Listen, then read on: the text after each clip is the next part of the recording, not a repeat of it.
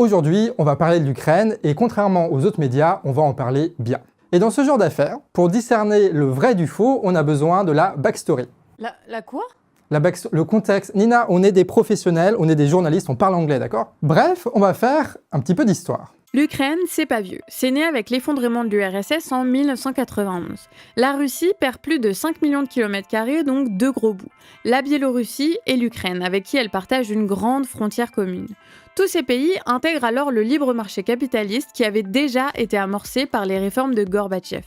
La population, notamment d'Ukraine, se tourne vers l'Ouest après l'échec du soviétisme et parce que les richoux de ces pays y voient une occasion de se faire pas mal de fric, sachant que les Occidentaux sont bien contents de les accueillir dans leur zone d'influence. Autre point important, pendant l'effondrement de l'URSS, un accord tacite se fait entre les Russes et les États-Unis.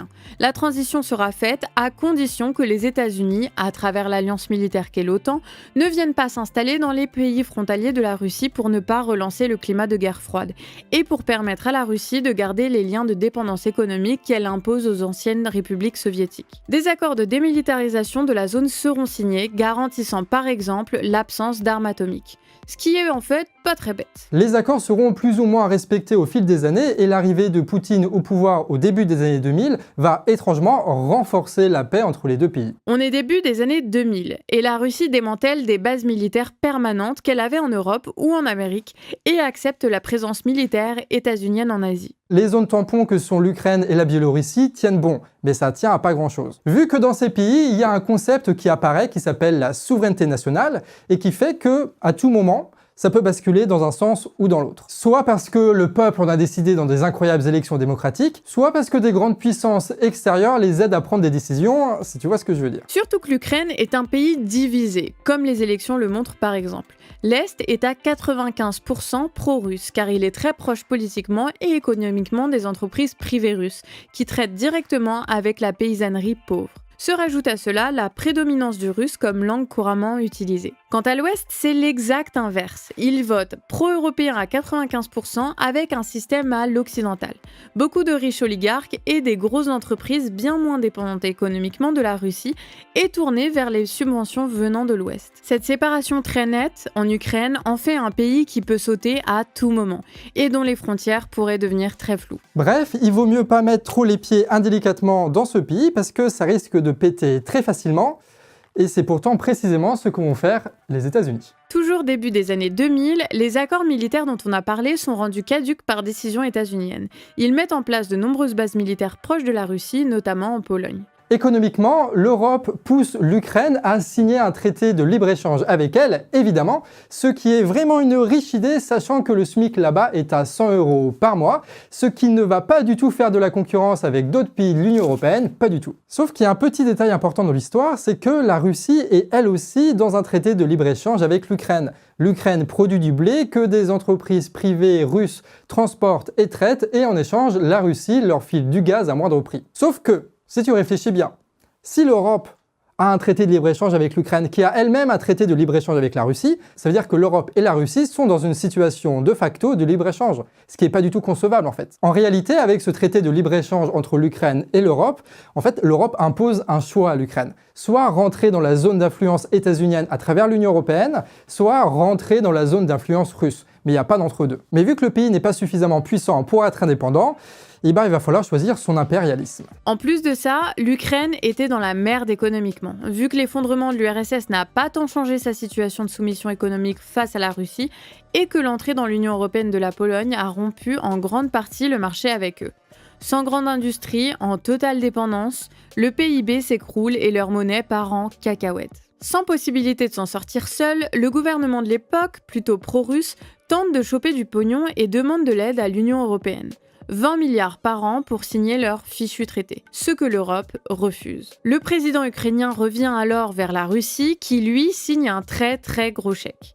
Le traité de libre-échange avec l'Europe est donc enterré aux grandes dames de l'Ouest ukrainien. Et toutes ces magouilles et revirements politiques ont eu de grandes conséquences sur ce pays, genre raviver toutes les tensions nationalistes qu'il y a entre l'Est et l'Ouest. Mais surtout, les États-Unis ne vont pas faire ce plaisir à la Russie de retrouver une Ukraine pro-russe. Et ils vont donc profiter d'un mouvement social né en 2014 dans une place à Kiev qui s'appelle Maïdan. Un mouvement qui n'a jamais vraiment été analysé par nos journalistes et du coup tout ce qu'on va dire ça va être basé sur l'incroyable travail d'Olivier Berrouillet que vous pourrez retrouver en description avec le site lescris.org. Un mouvement social pro-européen nommé Euromaïdan se mobilise sur la place de Kiev, réclamant un rapprochement de leur pays avec l'Europe.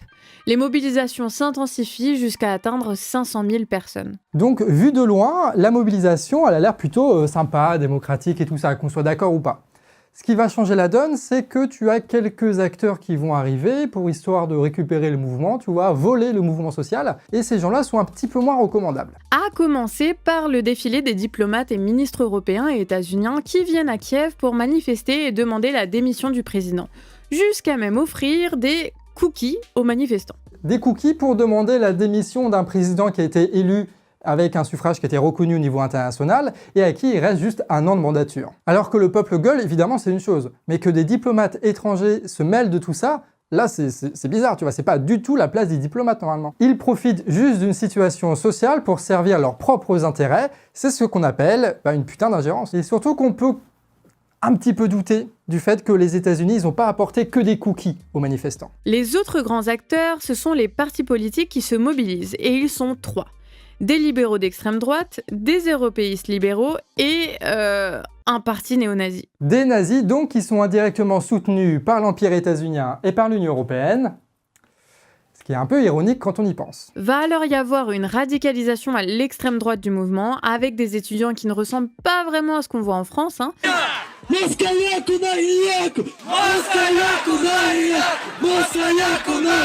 mais aussi avec la présence de groupes paramilitaires fascistes qui vont foutre le bordel, et tirer avec des flingues sur la police par exemple en en tuant 10, ce qui provoque une réponse à balles réelles tuant une centaine de miliciens. Le gros bordel, quoi. Autre que le côté spectaculaire, évidemment, avoir des nazis à ce moment-là, ça pose plein de questions. Déjà que la société ukrainienne est suffisamment cassée pour que ce genre de groupe puisse prospérer, s'organiser, jusqu'à mener des guérillas à l'intérieur de la capitale. Ça pose des questions. D'où viennent-ils? D'où viennent leurs armes? Qui les organise? Qui les soutient? Qui est-ce qui les finance dans cette histoire? Et pourquoi est-ce que les autorités ukrainiennes ils ont laissé faire? Et donc ça pose la question de la place d'une organisation parallèle en Ukraine, ce qu'on appelle une mafia, qu'elle vienne de l'Ouest ou de l'Est. Des mafias et des nazis qui se servent de la misère en Ukraine pour structurer quelque chose en parallèle, vu que plus personne n'a confiance en l'État. Mais dans tous les cas, le fait que tu aies des nazis aussi bien organisés, ça montre bien qu'il y a un grand problème d'inégalité et de corruption dans ce pays. À la place Maïdan, c'était un bordel d'autant plus grand, sachant qu'on apprendra que des snipers étaient positionnés dans les immeubles et qu'ils ont étonnamment tiré sur la police et sur les miliciens, générant un chaos extrêmement violent. Et la suite, elle est très prévisible. Il y a le président et l'opposition qui signent des accords de paix, sauf que les paramilitaires fascistes, ils s'en battent les doigts, ils continuent de menacer de mort le président qui est contraint à l'exil en Russie, ce qui fait que il n'y a plus de président en Ukraine et l'Assemblée nationale le destitue 3 jours plus tard. Ce qui fait qu'en 3 jours, le bordel de Maïdan a réussi à renverser le gouvernement pour le meilleur mais surtout pour le pire. Le 27 février, un nouveau président est nommé par l'Assemblée sous la bénédiction des États-Unis, avec qui ils font de belles photos qui n'ont aucun sous-entendu, non vraiment aucun. Pour la petite histoire, une fuite a montré qu'à ce moment-là, les États-Unis ont choisi qui devrait être ou pas être dans le gouvernement. Une preuve qui montre que celui-ci devient un État fantoche au service de l'administration Obama. Dans un interview quelques années plus tard, Biden, à ce moment-là vice-président, raconte avec le sourire aux lèvres comment il a conditionné une aide à l'Ukraine en échange de dégager un procureur qui, selon lui, ne faisait pas le bon boulot. I said, you're not getting the billion. I'm going to be leaving here, and I think it was, 6 hours? I looked, I said, I'm leaving in 6 hours. If the prosecutor's not fired, you're not getting the money. Oh, son of a bitch. Got fired. And they put in place someone who was solid. Biden, ce putain de mafieux, quoi. Dans ce gouvernement, on retrouve essentiellement des Ukrainiens de l'Ouest qui sont pro-Europe, et donc on retrouve nos chers libéraux, mais aussi les libéraux d'extrême droite, on retrouve beaucoup aussi d'oligarques qui vont se retrouver gouverneurs de différentes provinces, et on retrouve aussi nos amis nazis. Des nazis qui occupent des postes clés comme celui de l'intérieur, on peut le deviner, mais aussi le ministère de l'écologie. C'est beau, hein? Et quand je répète 14 fois le mot nazi, j'exagère pas en fait. C'est pas genre moi qui vois des nazis partout, c'est des putains de nazis. Des nazis qui font des commémorations nazies, des blagues de nazis, des hommages de nazis, des bagarres de nazis contre les communistes, des condamnations de l'homosexualité qui seraient responsables du sida des nazis, des tabassages nazis de journalistes qui diffusent des images de Poutine pour qu'il démissionne. Enfin, c'est des putains de nazis avec la croix gammée, Hitler et tout le bordel. Et la question qu'on peut se poser, c'est pourquoi est-ce que des nazis font alliance avec des libéraux? Bah déjà, ils sont d'accord sur le fait qu'il n'y a pas de lutte des classes. Parce que les nazis, eux, ils pensent que c'est plutôt la lutte des races et machin, et les libéraux, eux, ils sont plus dans le darwinisme social, où tout le monde est en concurrence et seuls les plus forts peuvent s'en sortir. Et du coup, les nazis, ils sont globalement plutôt d'accord avec ça, tu vois. Il faut contourner un peu le truc, mais ils sont d'accord. Et évidemment, le nazisme est profondément anti-russe et pan-européen, donc là aussi, ça passe. Et les autres partis acceptent les nazis parce que eux, ils ont une base un peu prolo, tu vois, parce qu'ils ont un peu un discours social fort, etc. Ce qui fait que ça donne une légitimité à ce gouvernement. Et surtout parce que c'est des putains de paramilitaires et que du coup, s'ils le veulent, ils peuvent foutre le bordel comme ils ont fait à Maïdan. Et les Européens, eux, apparemment, ils préfèrent traiter directement avec des nazis qui sont certes nazis, mais qui sont au moins à peu près d'accord sur le libre-échange, plutôt qu'avec des pro-russes qui leur demandent 20 milliards par an. Des nazis qui s'empresseront de détruire toutes les preuves liées à l'histoire des snipers mercenaires pour qu'aucune enquête ne soit menée. C'est donc qu'il y avait des choses à cacher. Pour vous dire l'ambiance, même les membres du parti de la droite dure prennent des photos d'eux avec des fusils. Bref, c'est cette belle équipe qui va signer le 21 mars 2014, vous savez quoi ? Le traité de libre-échange avec l'Union européenne. Et bien sûr, dedans, il n'y a pas la subvention des 20 milliards par an, c'est juste un traité de libre-échange. L'Europe est gagnante largement puisque nos petits oligarques vont pouvoir très facilement envoyer les usines en Ukraine vu que le SMIC est 10 fois moins cher. Donc oui, Hollande a signé un contrat avec des nazis, quoi. Alors oui, c'est vrai, les nazis devaient choisir un camp ou l'autre, tu vois, comme on l'a dit. C'est pas le souci c'est qu'on n'est pas censé faire des partenariats avec les nazis, nous. Enfin, je crois pas, normalement. Et face à cette évidence, tu as le ministre des Affaires étrangères de la Suède, persécuteur d'Assange, qui affirme que les nazis qui ont fait un coup d'État sont démocratiques, et que le procès antisémite est une propagande pro-russe. Oui, ils ont dit ça. Et ce traître de Fabius répétera la même chose sur France Inter sans que Léa Salamé ne mouffe, comme toujours. Du côté russe, ils se sont bien sûr servis de cette histoire de nazis en rebalançant plein de merde à côté pour cliver encore et encore la population, radicalisant les pro-russes et décrédibilisant le gouvernement de Kiev. Un gouvernement donc qui prend le pouvoir par la force, qui est pro-Europe et qui a un poil illégitime, et forcément ça va raviver les tensions dans un pays qui est déjà de base divisé comme on l'a dit. C'est dans ce contexte que le Parlement de la province de Crimée va dénoncer l'illégitimité du pouvoir à Kiev et déclencher un référendum de rattachement à la Russie. Pour rappel, la Crimée est majoritairement russe, ultra majoritairement pro-russe. Et là-bas, le parti des nazis ne font que 1%. Contre 40% à l'ouest. Le référendum sera alors largement remporté par l'adhésion de la Crimée à la Russie. Et le truc qui est marrant avec ce truc-là, c'est que le move, il est à peu près légal au niveau du droit international. Pourquoi ? Parce qu'il y a une jurisprudence avec le Kosovo. Et au Kosovo, en fait, c'était passé exactement la même chose, sauf que c'est les États-Unis qui avaient voulu créer un État fantoche pour un peu niquer la Russie.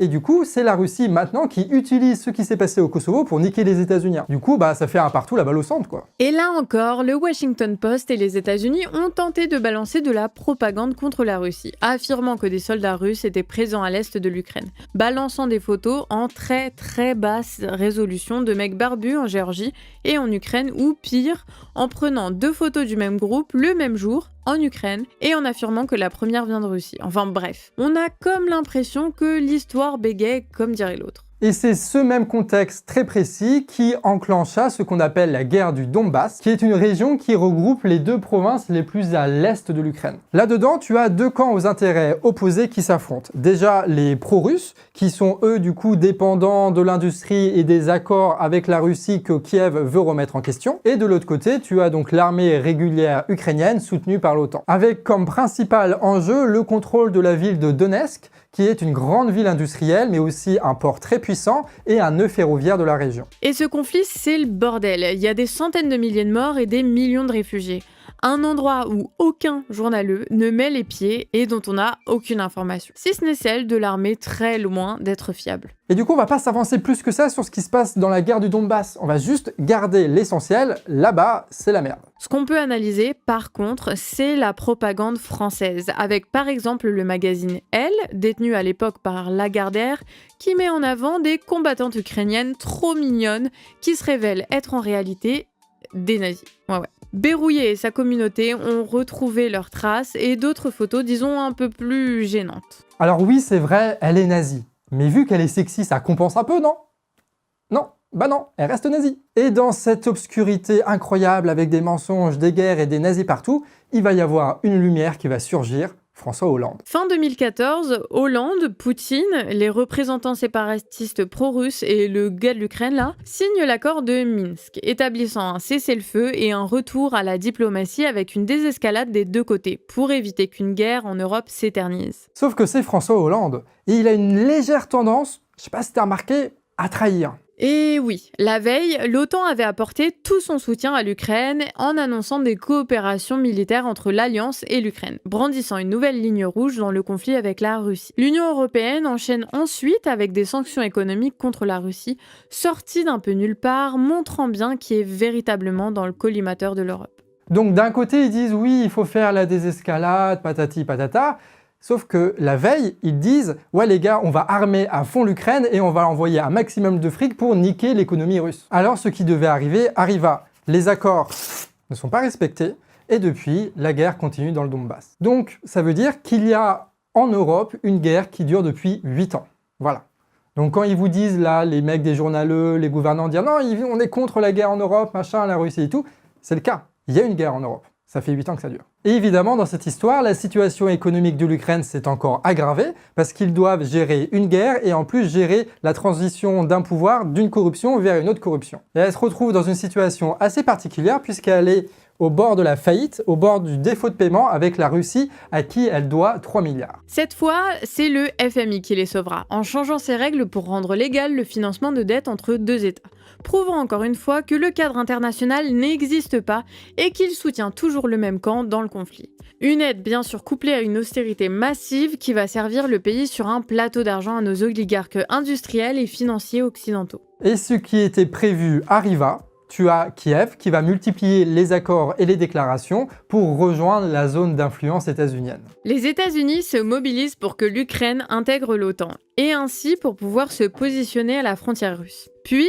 l'OTAN reconnaît en 2020 l'Ukraine comme partenaire privilégié. En 2021, le nouveau président ukrainien déclare vouloir rejoindre l'OTAN. Commencent alors des exercices militaires des États-Unis dans la mer Noire, donc littéralement à la frontière russe. Et là, normalement, ça doit faire un petit tic dans ton cerveau. Parce que les États-Unis ont d'abord rompu un traité sur les armes nucléaires pour ensuite envoyer littéralement des bateaux de guerre à la frontière de la Russie sur la mer Noire. Et là, il n'y a personne qui s'inquiète. T'as pas d'indignation, ni des médias, ni des politiques. Et quand tu as la Russie qui fait des mouvements de troupes à l'intérieur de son territoire, à l'intérieur de ses propres frontières, ça équivaudrait à une déclaration de guerre? Est-ce que vous n'avez pas l'impression qu'on se fout quand même un tout petit peu de votre gueule? Ah oui, j'oublie pas. Je vais poser le truc comme ça, voilà, c'est posé, c'est sur la table, la question est dite. Qu'est-ce que putain de bordel de merde foutent les États-Unis en Ukraine? Je veux dire, les États-Unis, ils ont 800 bases militaires partout dans le monde. Pourquoi est-ce qu'ils en ont besoin d'une 801e en Ukraine? Et pas à la frontière de n'importe quel pays, à la frontière de la Russie, la deuxième armée au monde, à qui ils ont déclaré une guerre économique et diplomatique depuis des années. Genre par exemple, je sais pas si t'as remarqué, mais avant c'était le G8. Voilà, et maintenant on est passé au G7 parce qu'ils ont viré la Russie.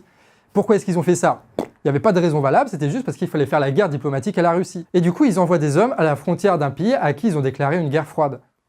C'est débile. S'ils veulent faire la guerre, ils ont qu'à la faire chez eux, mais pas en Europe, quoi, merde. Depuis quelques années, l'Ukraine est littéralement arrosée de pognon par l'OTAN. Des subventions directes pour son armée, des formations militaires, des grosses subventions de la part de l'Union européenne pour financer le déploiement de troupes vers la frontière russe. La collaboration aussi avec la Turquie, membre de l'OTAN, qui lui a filé des drones de combat. En parallèle, le président ukrainien censure des sites d'opposition et des chaînes de télé sans base légale, car il serait pro-russe, ce qui gêne la propagande de guerre. Et en attendant, ce qui était prévu arriva aussi, c'est-à-dire la multiplication des actes antisémites et nazis en Ukraine, ce qui crée vraiment une belle ambiance dans le pays. La Russie proposera alors 2 nouveaux traités de paix avec comme condition la désescalade mutuelle des 2 belligérants, qui restera sans réponse. On apprendra via une fuite de Wikileaks que la Russie a multiplié les appels diplomatiques ignorés par les États-Unis, qui étaient alors bien au courant des conséquences de leur provocation. C'est le retour d'une guerre pas si froide que ça entre les États-Unis d'un côté et la Russie. D'où l'humiliation de Macron quand il s'est bougé pour aller à Moscou. Une table gigantesque pour faire passer un message clair, la France a toujours été le paillasson des États-Unis et ne représente rien dans ce conflit. Et pour finir, on va parler d'un dernier move diplomatique que la Russie a fait dernièrement. Vous allez voir, c'est subtil, mais c'est marrant. En gros, les Russes ont plus ou moins annoncé qu'ils demandaient à Cuba et au Venezuela s'ils pouvaient mettre des bases militaires chez eux. 2 pays qui sont sous un blocus illégal des États-Unis et Cuba qui se trouve à 150 km des côtes états-uniennes. Et là, levée de bouclier, chez les États-Unis trouvant insupportable d'installer des bases militaires si proches de leurs frontières. Alors que c'est exactement ce qu'ils ont fait à la Russie en fait. Alors pourquoi ce qui est inacceptable pour les États-Unis deviendrait donc nécessaire pour les Russes? Réponse, parce qu'on est dans une situation où le respect et le droit international, on s'en bat les couilles. Et s'il n'y a pas de respect du droit international d'un côté, ça veut dire qu'il n'y aura pas de solution diplomatique de l'autre en fait. Et c'est pour ça qu'on a une escalade militaire encore et encore. Les provocations états-uniennes poussent mécaniquement la Russie à répondre par la force militaire pour relancer un semblant de rapport de force et de diplomatie. Et en réponse, les membres de l'OTAN multiplient les menaces et le mouvement militaire.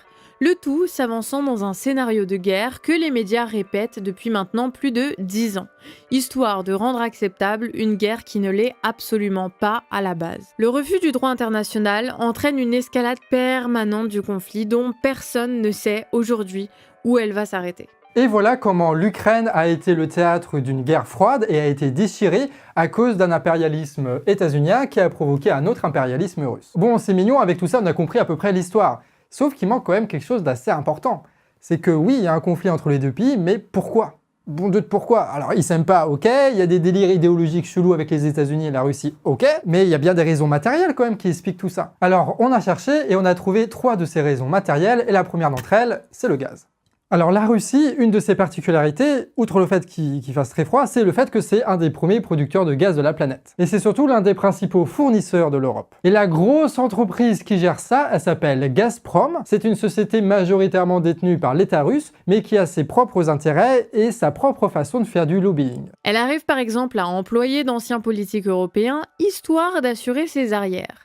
Elle possède des contrats importants avec Engie en France et fournit 100% du gaz à l'Autriche. Son autre grand client énergétique, c'est l'Allemagne, qui depuis son arrêt du nucléaire est encore plus dépendant du gaz pour sa production électrique. Histoire de s'assurer un soft power, Gazprom organise régulièrement en Europe des dîners de gala pour y rencontrer les grands oligarques du coin où se pointe de manière parfaitement imprévue Poutine pour enchaîner les photos. Et la grande majorité de ce gaz, ça passe par des pipelines, évidemment, qui traversent quel pays? L'Ukraine. Tu commences à voir venir les trucs? À l'Est, la Russie étend aussi son influence en signant de très gros contrats avec la Chine, dont la consommation de gaz explose. Des Russes qui ont construit des villes-usines et mobilisé 10 000 ouvriers pour construire une pipeline qui traverse la Sibérie pour rejoindre la Chine, créant à l'occasion la plus grande infrastructure de traitement de gaz au monde dans une région qui se nomme Amour. Ah, ça en sera presque politique, hein. Les 2 géants renforcent leur coopération et deviennent peu à peu indépendants du dollar. Ils se détachent donc de l'hégémonie des États-Unis grâce à l'autonomie énergétique, un système bancaire parallèle, un fort tissu industriel, un impérialisme économique en Afrique et des ressources premières stratégiques. Un développement au point de s'affirmer comme un solide concurrent face aux États-Unis qui perd peu à peu ses parts de marché. Ce n'est donc pas très étonnant de voir les États-Unis pratiquer avec la Chine ce qu'on constate aujourd'hui avec la Russie. Une multiplication des manœuvres militaires et des accords qui menacent l'intégrité territoriale de la Chine, faute d'avoir pu imposer son hégémonie via ses sanctions et sa monnaie. Alors d'un côté, la Russie a de solides liens commerciaux avec l'Europe et elle renforce son alliance avec la Chine, ce qui fait que les deux là, c'est un véritable bloc concurrent et solide à l'hégémonie états-unienne. Et là-dessus, il faut rajouter une information qui est très importante. Le fait que les États-Unis ont développé le gaz et le pétrole de schiste à tel point qu'ils sont devenus producteurs nets de pétrole et de gaz. Ça veut dire qu'ils produisent plus de gaz qu'ils n'en consomment, ce qui veut dire aussi qu'il faut le refourguer à d'autres pays. Sauf que le gaz de schiste, c'est super polluant et en plus, c'est très très cher à l'exploitation. Et il faut aussi l'envoyer sur des bateaux frigorifiés pour ensuite faire traverser l'Atlantique et que tout ça soit traité en France dans des ports aux infrastructures très complexes. Enfin bref, ça coûte bien plus cher que le gaz russe et ça peut pas donc s'imposer naturellement dans le libre marché européen. La question devient donc comment est-ce que, bon Dieu, les États-Unis vont réussir à refourguer leur gaz alors que le marché est saturé et que leur truc est beaucoup plus cher que les autres. Et c'est la grosse galère, surtout qu'à côté, les Russes, eux, ils sont pas cons. Sentant le loup arriver, avec Maiden, ils ont lancé la construction de Nord Stream 2, un gros tube qui va doubler le flux de gaz par les routes du Nord qui rejoint directement l'Allemagne.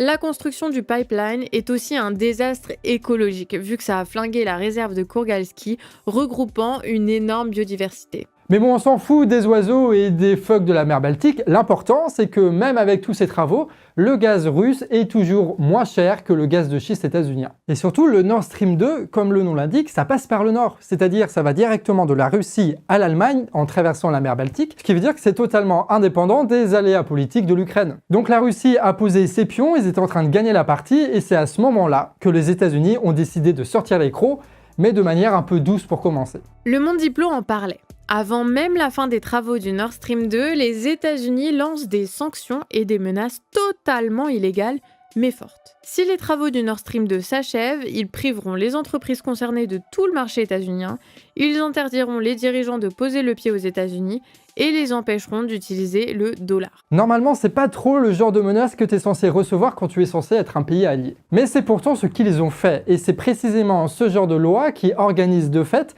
un blocus sur l'île de Cuba, sur le Venezuela, sur l'Iran ou sur la bande de Gaza, et du coup c'est pas anodin, tu vois. Ils l'ont déjà fait avant, ils pourraient très bien le refaire maintenant. Sauf que les Allemands ne cèdent pas et le gazéoduc est terminé, mais point important, il n'est pas encore opérationnel. Les États-Unis ont perdu une bataille, mais pas la guerre, ils ne lâchent pas l'affaire, et ce qui ne va pas marcher avec la dissuasion financière marchera peut-être avec la dissuasion militaire. Et ça va être l'occasion pour eux de faire une pierre deux coups. En pressant un conflit avec l'Ukraine et en obligeant les Européens à prendre position, les États-Unis vont pouvoir imposer des sanctions à la Russie qui auront comme conséquence de bloquer l'utilisation du Nord Stream 2. Et dans le même temps, en s'appropriant l'Ukraine, ils vont pouvoir multiplier les accords commerciaux pour favoriser le blé états-unien et bloquer l'autre grand axe du gaz pour réguler le trafic et ainsi imposer son gaz de schiste au marché européen. Et dans cette histoire, la Russie perd aussi un de ses principaux leviers pour rapport à l'Europe, puisqu'ils ne peuvent pas menacer par exemple de fermer le gaz.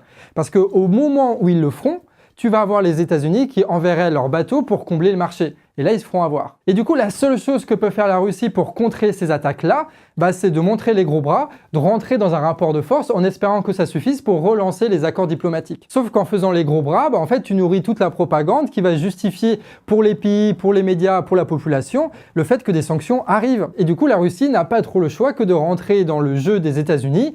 C'est l'Europe qui prend cher, mais pour eux, les États-Unis, c'est échec et mat. Et ce qui est marrant dans l'histoire, c'est que l'Europe accepte que des menaces de guerre soient faites sur son territoire. Tout ça pourquoi ? Pour que ce soit les États-Unis qui leur refilent du gaz beaucoup plus cher que ce qu'ils avaient déjà avec les Russes. Du coup, on est genre doublement perdant, mais il n'y a aucun dirigeant qui mouffe, et notamment Macron. Bref, tous ces événements, comme de très nombreux conflits, sont liés en fait au pipeline. Tu as d'un côté la Russie et la Chine qui arrivent à imposer malgré tout leur gaz à l'Europe, et de l'autre côté les États-Unis qui veulent à tout prix revendre leur mer de gaz de schiste qui détruisent leur territoire. Et entre tout ça, c'est la stabilité de tout un continent qui est en jeu, et avec ça, les guerres et tout ce que ça comporte.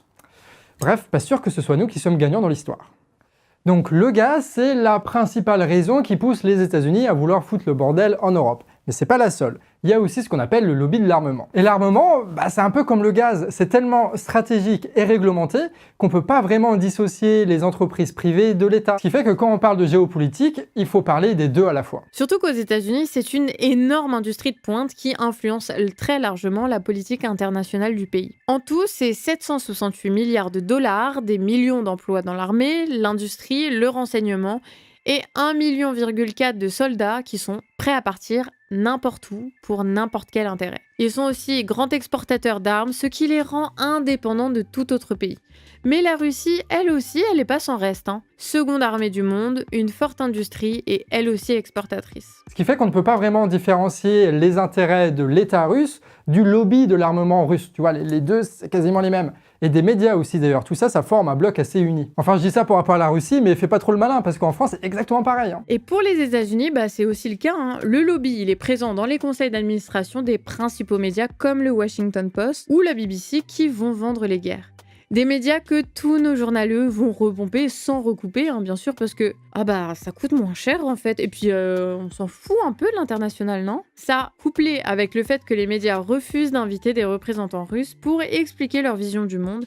Et puis donc on obtient quoi? Un réseau qui va permettre une véritable propagande de guerre à laquelle on assiste aujourd'hui. Et pourquoi est-ce que ce lobby il veut mener des guerres? En fait, c'est très simple. Pour lui, les guerres, c'est des marchés qui se développent. Parce qu'il faut armer les gens, il faut construire des véhicules, il faut des gens dans le renseignement, il faut embaucher des milices. Et donc forcément, ça va générer un marché qui va être largement profitable à ces industriels. L'autre utilité des guerres, c'est évidemment le fait que ça justifie que des milliards d'impôts soient prélevés et qu'ils arrivent directement dans les caisses de ces industriels. Et on est à un tel niveau de corruption et d'interdépendance que c'est pas vraiment l'État qui choisit, tu vois. Les lobbies ont leurs propres moyens pour essayer de pousser un maximum ces États à enclencher des guerres et à les accélérer. Mais c'est là où il faut être précis, c'est que oui, le lobby de l'armement veut déclencher des guerres, mais elles ne veulent pas que ça se termine. Elles veulent que ce soit seulement des guerres interminables, comme ça s'est passé en Afghanistan et comme ça se passe en ce moment avec la Russie. Une guerre qui n'a pas de fin, ça veut dire que c'est des investissements et des subventions qui vont arriver sans fin. Et quand on y réfléchit bien avec un peu de recul,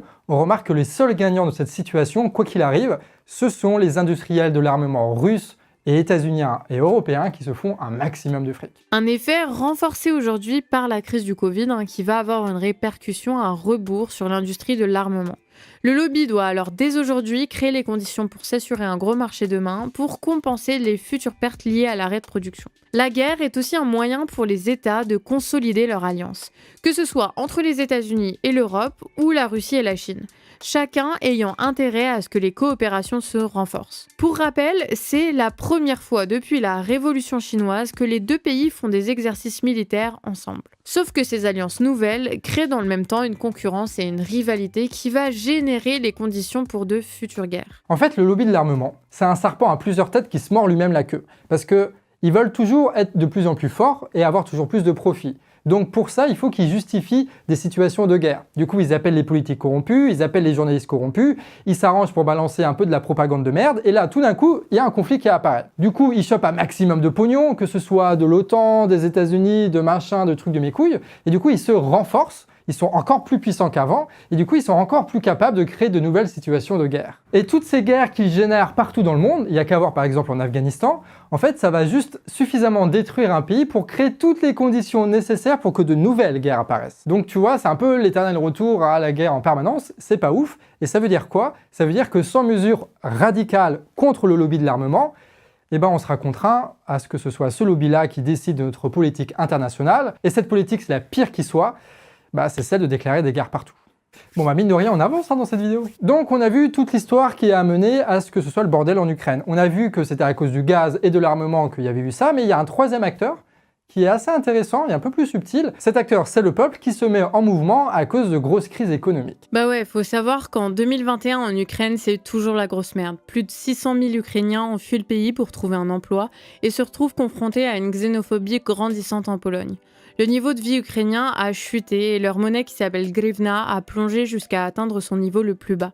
De nombreuses coupures de courant ont eu lieu et ça même dans les villes autour de Kiev comme nous l'auront raconté des copains là-bas. Et en Russie aussi, c'est la grosse galère. Il y a là-bas aussi de nombreuses coupures de courant dues à un manque d'entretien du réseau électrique. Sans compter le Covid qui a aussi foutu la merde là-bas, où l'absence de services publics, de systèmes de santé efficaces et l'isolement a grave appauvri économiquement et socialement les gens. Autre fait marquant, les dockers en Russie ont longtemps manifesté et fait la grève en bloquant les ports du pays pour demander une revalorisation de leur salaire. En Biélorussie, une grande grève suivie par de très nombreux secteurs de l'économie a éclaté en 2020.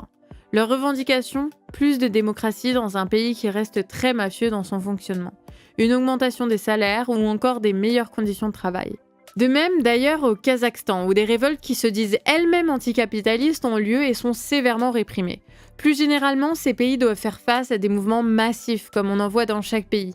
Que ce soit la France, le Canada, les États-Unis, en Afrique et en Asie, des mouvements qui revendiquent une vie digne et qui sont plus difficiles à réprimer et contrôler du fait de leur caractère spontané et désorganisé. Bref, la merde économique produit une merde sociale que nos États autoritaires adorent remettre sous le tapis avec la bonne excuse que oui, c'est la guerre, vous comprenez, patati patata. Bah oui, parce que la guerre, ça nécessite l'unité du pays, donc ça légitime le fait de réprimer les mouvements sociaux et ça renforce le nationalisme débile dans tous les États. La guerre nécessite évidemment un État fort, ce qui justifie là aussi les pires dérives autoritaires, et les guerres, ça nécessite des sacrifices, ce qui permet de cacher toutes les conséquences de la crise économique. Bah oui, réfléchissez, hein. Tant que Macron nous fait croire qu'il va résoudre la crise en Russie, on ne parle pas de ses affaires de corruption, de détournement de fonds, ou de son bilan, hein. Et pareil pour le pouvoir russe. La guerre est avant tout un moyen pour les États autoritaires de se relégitimer et de se renforcer. Sauf que la société, elle a un petit peu changé depuis la guerre du Vietnam où quelques petits mensonges suffisaient à massacrer des millions de personnes. En Ukraine, les médias nationaux, qui ne sont pas censurés par le gouvernement, n'arrêtent pas de relayer les annonces prémonitoires des médias états-uniens.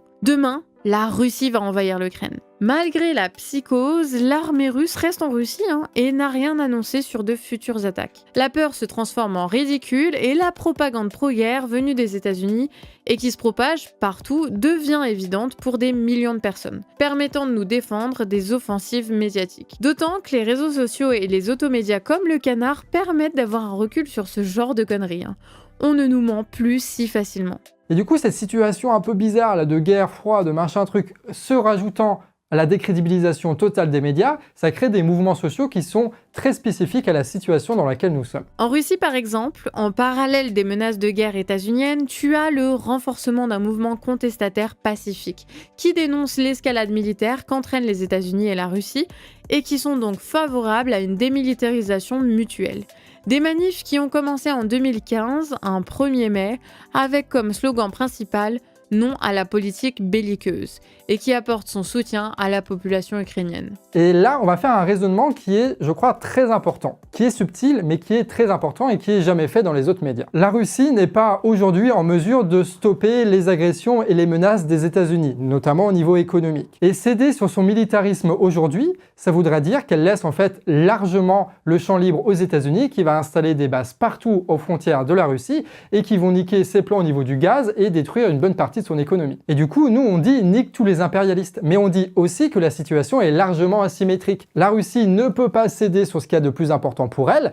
Par contre, les États-Unis, ils peuvent largement dégager d'Ukraine en fait, ils ont rien à foutre là, encore une fois. Donc ça veut dire que si on veut qu'il y ait un mouvement pacifique qui prenne de la force et qui soit légitime et qui arrive à l'emporter en Russie, ça veut dire que de l'autre côté, il faut que cessent toutes les menaces des États-Unis et de l'Europe, histoire d'aboutir à un traité de paix et une véritable démilitarisation qui vont permettre de redonner de la légitimité à ces mouvements-là. Ce qui fait que ce qu'on fait nous en France a énormément d'influence à l'autre bout de l'Europe, quoi.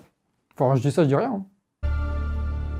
À ceux qui se demandent, avec angoisse, quand et comment nous allons céder à la guerre, je voudrais dire que rien, à aucun moment, au sein de ce Conseil de sécurité ne sera le fait de la précipitation, de l'incompréhension, de la suspicion ou de la peur. Dans ce temple des Nations Unies, nous sommes les gardiens d'un idéal. Nous sommes les gardiens d'une conscience. La lourde responsabilité et l'immense honneur qui sont les nôtres doivent nous conduire à donner la priorité au désarmement dans la paix. Bon, du coup, on a vu tout ce qu'on devait voir à peu près pour comprendre la situation, et on va pouvoir passer à la conclusion. Donc rappelez-vous, il y a à peu près 30 minutes, on disait « c'est le bordel en Ukraine ». Et maintenant, on peut dire « on comprend un petit peu mieux le bordel en Ukraine ». On a l'impression comme ça que c'est le bordel, mais en vrai, la crise ukrainienne est la cristallisation de multiples tensions diplomatiques hautement prévisibles, qui touchent à énormément de sujets importants et très complexes, qui peuvent être liés à l'énergie, la corruption, les crises économiques et le fonctionnement médiatique. En fait, c'est une crise mondiale qui se manifeste localement. Tout, d'ailleurs, bouge très vite. Il est possible que la vidéo soit déjà en retard, hein. Par exemple, ce matin, on a appris que la Russie a déplacé ses troupes loin de la frontière, ce qui n'a pas l'air de rassurer les États-Unis. Ce conflit mondial risque de durer, hein, mais espérons-le, ce retrait permet d'envisager une sortie vers le haut. Et pour cette fin de vidéo, on pourrait vous dire énormément de choses, genre aligner des propositions pour essayer de faire un internationalisme machin truc. On pourrait faire une vidéo là-dessus, mais c'est pas trop le sujet. Aujourd'hui, on va juste se contenter de ce qu'il y a de plus simple, de plus évident et qu'il ne faut jamais oublier. C'est que personne ne veut de la guerre. Ni le peuple ukrainien, ni le peuple russe, ni le peuple français. C'est une saloperie qui détruit les gens, qui détruit les infrastructures, qui détruit la richesse de tous les pays et qui crée toutes les conditions nécessaires pour qu'il y ait de la merde qui arrive après, notamment d'autres guerres. La guerre, c'est perdre le contrôle total d'un territoire et c'est laisser le pire advenir. Il n'y a qu'à voir au Moyen-Orient qu'est-ce qui s'est passé à chaque fois que le pays de la liberté est intervenu. En réalité, la guerre ne sert que les intérêts des industriels et des oligarques. Et vu qu'en général, nos oligarques et nos industriels, c'est pas vraiment les mêmes intérêts que nous, le peuple, et du coup, nous, on doit s'opposer à toutes les guerres parce qu'on n'en veut pas et ça sert jamais nos intérêts. Et donc, on doit s'opposer à tout ce qui produit les guerres. Que ce soit les alliances militaires flinguées, les dépendances énergétiques, les jeux idéologiques à la con ou le lobby de l'armement. Et aussi s'opposer à tous ces putains d'impérialistes qui profitent des populations pauvres pour mener leurs petits jeux géopolitiques à la con. Et si personne ne veut la guerre, nos oligarques doivent donc mentir pour la rendre acceptable. Et d'après Julian Assange, le fondateur de Wikileaks, ça, c'est une bonne nouvelle. Et oui, finalement, il nous suffit de dire la vérité pour les empêcher de faire leur foutue guerre. Et ça, c'était son projet. Révéler des faits de guerre en Irak et en Afghanistan pour prouver que l'impérialisme se cache toujours derrière la propagande afin de commettre ces crimes contre l'humanité. Et du coup, s'il y a une conclusion pas trop lourde à apporter à tout ce qui se passe en Ukraine, c'est chérissons nos journalistes. Car c'est eux qui nous permettent d'avoir accès à cette vérité-là, qui peuvent empêcher des guerres. C'est ces journalistes-là qui sont subtils, qui travaillent à leur sujet, qui ne vont pas juste être pro-européens parce qu'ils n'aiment pas Poutine ou inversement. C'est ces journalistes-là qui vont nous permettre d'avoir suffisamment d'analyse et suffisamment de faits pour montrer qu'il y a des énormes manipulations et qu'il ne faut surtout pas suivre nos dirigeants là-dessus. Il ne faut surtout pas céder à la guerre. Non, parce que quand même, les journalistes, là, ils sont dans un délire de on va faire la guerre en Europe contre la deuxième armée du monde avec la première armée du monde à nos côtés. Pourquoi? Parce qu'on n'aime pas Poutine. C'est ça le niveau d'argumentaire. Rétablissons la vérité pour résister à ce qui arrive. Une guerre qui, même si elle est faite d'intimidation pour le moment, peut très vite déraper. Comme en 2014 où un groupe radicalisé de l'armée russe ont passé la frontière pour prendre possession d'un bâtiment du ministère de l'Intérieur ukrainien. Un accident qui, s'il arrivait aujourd'hui, pourrait provoquer une guerre que personne n'a peut-être vraiment voulu, mais qui arriverait tout de même. Et pour rappel, le vieillard à la Maison Blanche là, c'était le vice-président d'Obama, le gars qui a déclenché le plus de guerres de l'histoire des États-Unis. Foutre le bordel à l'étranger pour des intérêts privés, c'est ça sa putain de spécialité, faut pas l'oublier. Bref, en simplifiant les analyses à l'extrême et en reprenant toutes les propagandes pro-guerre, les journaleux et les oligarques sont en train de créer une situation qui peut très mal finir. Sauf que la petite nuance, c'est que tous ces petits oligarques avec leur costard cravate là, c'est pas eux qui vont aller à Donetsk, c'est pas eux qui vont aller dans le Donbass se prendre des balles, c'est pas eux qui ont eu leur ville détruite, c'est pas eux qui ont eu leur vie être bouleversée, c'est pas eux qui ont été contraints de partir en exil. En fait, ces gens-là, le jour où la guerre va être déclarée, qu'est-ce qu'ils vont faire ces gens-là? Dans leur petit appartement, dans leur petit truc parisien super bien chauffé là, qu'est-ce qu'ils vont faire? Ils vont manger des putains de petits fours. Parce que les industriels, ils vont avoir un carnet de commandes rempli et les journaleux, ils vont pouvoir jouer à fond sur la peur et donc faire des ruptures de stock de leur journal. D'où l'importance de bien connaître cette histoire et d'agir pour ne surtout pas leur donner ce plaisir.